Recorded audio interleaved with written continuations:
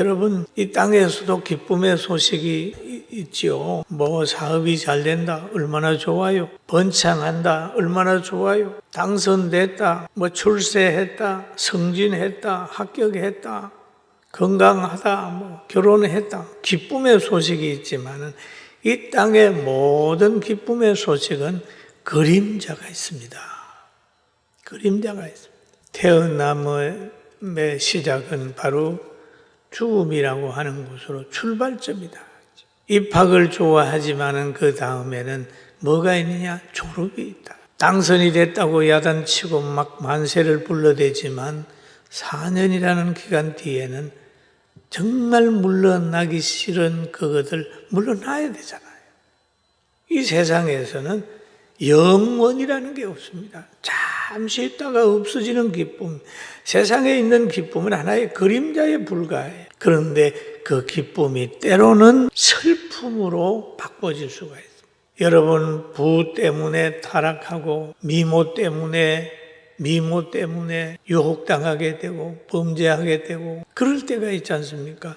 기쁨인 줄 알았는데 그것이 바로 슬픔이었구나 라고 하는 고백을 하는 사람도 있을 수 있어요. 그러나 오늘 이 예수 그리스도의 출생은 그림자가 없어요. 한번 믿으면 끝이 없습니다. 천국까지 연결되는 거예요. 할렐루야. 그래 기쁨에 좋은 소식이죠. 기쁨에 좋은 소식이죠. 오늘 다윗의 동네에 너희를 위하여 예수 그리스도에 태어나는 것이 믿는 사람을 위하여죠. 영접하는 사람을 위하는 것이 온 인류를 위한 것은 아니다. 예수님의 태어남으로 인하여 바로 베들레헴은 멀지 않는 기간 얼마 후에 헤롯이 와서 2살 이하의 남자아이들을 다 죽이지 않습니까? 그 기쁜 소식이 그 지역에는 슬픔을 가져다 주는 씨가 될 수도 있다. 너희를 위하여 구주가 나섰으니 곧 그리스도 주시느라 라는 얘기를 하죠. 너희를 위하여 구주가 나셨으니. 여러분, 우리는 예수님이 택하여 오늘 예배드리게 한 것은 예수님이 우리를 위하여 오신 줄 알고 갑절로 기뻐하게 되길 주의 이름으로 축원합니다. 아멘.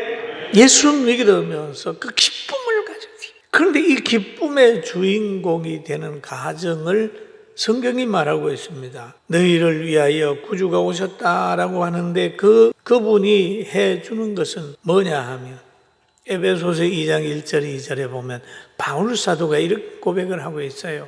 그는 오신 예수님을 지칭하는 거죠. 허물과 죄로 죽었던 너희를 살려줬도다 라고 얘기해요. 그 때에는 너희는 그 가운데 행하여 세상의 풍조를 따르고, 믿기 전의 상태를 얘기를 하는 거죠. 공중의 권세 잡은 자를 따랐으니 곧 지금 불순종의 아들들 가운데 역사하는 영이라.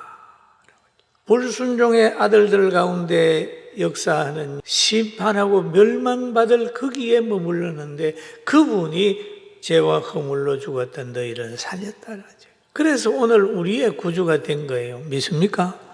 우리가 안 믿는 사람한테 가가지고 예수님 얘기해 보세요. 나와 뭔 관계가 있는데 그런다니까요. 그분 하나님의 아들을 안 믿어요. 안 믿는 사람에게는 혜택도 없습니다. 주 예수를 믿어야 그리하면 너와 내 집이 구원을 받는데 안 믿으면 관계가 없지 않습니까? 잘 알아야 됩니다. 오신 예수님은 하나님이 보낸 아들이잖아요. 그러면 그분을 어떻게 해야 되느냐? 요한복음 1장 12절에 이렇게 표현하고 있어요. 영접하는 자, 그 이름을 믿는 자에게는 하나님의 자녀가 되는 권세를 주셨으니 누굴 영접하? 예수님 영접하는 거예요.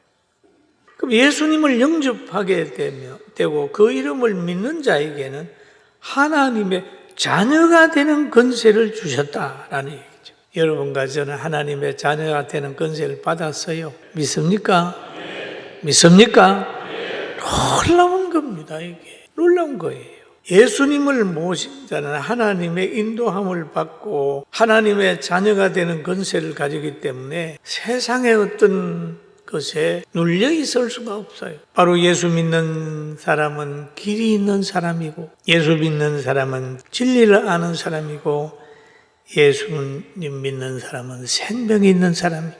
그래서 예수님 말씀하시기를 나는 길이요 진리요 생명이니 라고 얘기를 하고, 나로 말미암지 않고는 크나고 아름다운 것 크게 올 수가 없다 라고 하는 말씀을 우리가 성경을 통하여 볼 수가 있습니다. 예수님을 영접하는 자는 복이 있는데, 오늘 우리가 다 복 있는 장소에서 예배드리고 어려움이 있더라도 그 어려움을 떨쳐버리고 지나가는 일에 붙들리지 말고 지나가지 않고 계속해서 우리를 인도하는 진리에 붙들려 있기를 주님의 이름으로 축원합니다. 그런데 여기에 보면은 예수는 세상 죄를 지고 가는 어린 양의 사명을 감당을 했다. 너희가 가서 강보에 쌓여 구유에 누워 있는 아기를 보라. 이것이 너희에게 표적이니라 라고 말씀하셨어요. 강보에 쌓여 구유에 누워 있는 아기를 보라. 이 모습은 천사의 예언이 없다면 장소와 모습을 구주로 믿을 수가 없습니다. 그렇잖아요. 천사가 말씀을 하니까 그분이 예수님으로 하지, 인간의 시선으로는 그 마구간에 말구유에 있는 사람 우리가 어떻게 구주로 믿습니까? 그래서 우리가 천사의 말을 듣고 성경을 보면서 모든 사람 것을 분별을 가지게 되는 거죠. 그래서 성경을 보는 거예요. 그래서 성경은 외모를 취하지 마라. 그러나 사람들은 늘 외모를 취해요. 외모를 취해요. 그 외모를 취하다가 보니까 실수를 하는 겁니다. 과거에도 우리 교회 어떤 분이 저 와서 담임 목사 좀 만나러 왔다고 저보고 얘기를 합니다. 그래서 그날은 제가 좀 옷을 편안하게 입고 왔어요. 어디 갔다가 온 길 같아요. 아, 그렇습니까? 그럼 올라가시죠. 그래가지고 올라와서 내 방에 가서 마주 앉았는데, 당신 말고 담임 목사 좀 만나려고. 제가 담임 목사입니다. 그러니까 그 몰골을 보니 담임 목사가 아닌 것 같아요. 왜? 외모를 취하다가 보니까 그 외모를 가지고 평가를 잡고, 우리는 만왕의 왕 메시아를 영접하려고 그런다. 그런데 메시아는 결국 이렇게 마구간에 말구유에 누이지 않을 것이다 라고 하는 선입견을 가져버리면 안 되잖아요. 그러나 천사가 얘기를 하니까 마구간에 있는 그 예수님도 보고 아기 예수를 경배하게 되잖아요.